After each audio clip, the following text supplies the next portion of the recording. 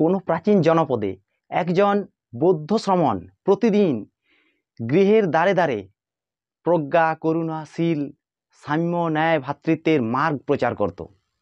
গৃহস্থ তাকে যা দিত তাই সে খেত, কারণ সেখানে জাতিভেদ ছিল না। বৌদ্ধ সংঘের নিয়ম অনুযায়ী প্রতিদিন মাত্র 2টি পরিবারের খাদ্য ভিক্ষা গ্রহণ করত। মানুষের সমস্ত দুঃখ সমস্যার মুক্তির বৌদ্ধিক রাস্তা দেখিয়ে দিত। একবার এক রাজা প্রজাদের কাছে শুনল সেই কথা। রাজার খুবই বিপদ, একমাত্র সমাধান করতে পারবে সেই ভিক্ষু। তাই কর্মচারী দিয়ে ডেকে পাঠালো তাকে সেই রাজসভায়। বৌদ্ধ ভিক্ষু বললেন এবং সমস্যা মুক্ত করে দিলেন। পরিবর্তে রাজা তাকে দিনান্তে 1 পাতা ভাতের ব্যবস্থা করে দিলেন। বললেন, ওহে ভিক্ষু, তুমি চারিদিকে ঘুরে ফেরো। আমার রাজত্বে প্রতিদিন কার্যালয়ে যে খাওয়া দাওয়ার ব্যবস্থা আছে সেখানে প্রতিদিন একবেলা এসে খেয়ে যেও। শ্রমণ মুচকি হেসে মাথা নেড়ে বিদায় নিলেন। কিছুদিন পর রাজার রাজত্বে আবার এক প্রবলেম, গৃহযুদ্ধ শুরু হয়ে গেছে। রাজ্যপাট টিকিয়ে রাখা দায়। আবার ডেকে পাঠালেন সেই শ্রমণকে। তিনি সদুপদেশ দিয়ে সমাধান করে দিলেন। রাজা তাকে পূর্বের মতো আবার সেই 1 পাতা ভাতের বরাদ্দ করে দিল।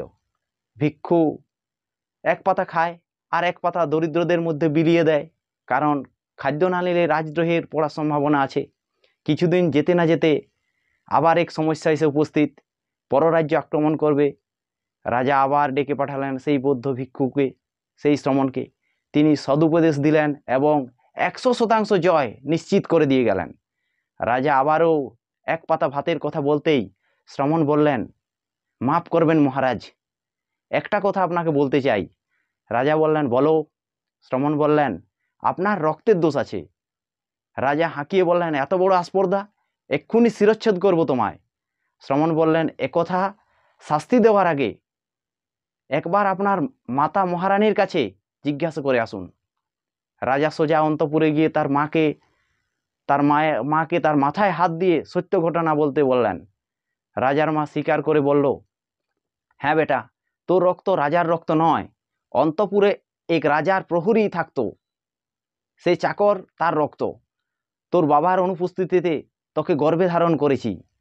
রাজা ছুটে গিয়ে সভার মাঝে সেই মূল্যবাসী শ্রমণের পা দুটো ধরে ক্ষমা চেয়ে বললেন, প্রভু, আপনি কিভাবে এই রক্ত চিনলেন বলুন। শ্রমণ বললেন, পূর্বপুরুষদের ইতিহাস না জেনে, বিবেকহীন, উদ্দেশ্যহীন, স্বাভিমানহীন, নিচগামী না হয়ে বিচক্ষণ দূরদৃষ্টি সম্পন্ন হলে ক্ষুদ্র স্বার্থে 1 পাতা ভাতের বিনিময়ে মনুষ্য সমাজে আত্মসম্মানহীন অধমের পরিচয় দিতে না, বরং বিপদরাতাকে সাদরে বরণ করে যোগ্য প্রতিরক্ষা, অর্থ, স্বরাষ্ট্র দপ্তরের মন্ত্রিত্ব নিয়োগ করে সমাজকে শক্তিশালী করতে। তোমার নিজ ব্যবহার নিজ রক্তের পরিচয়।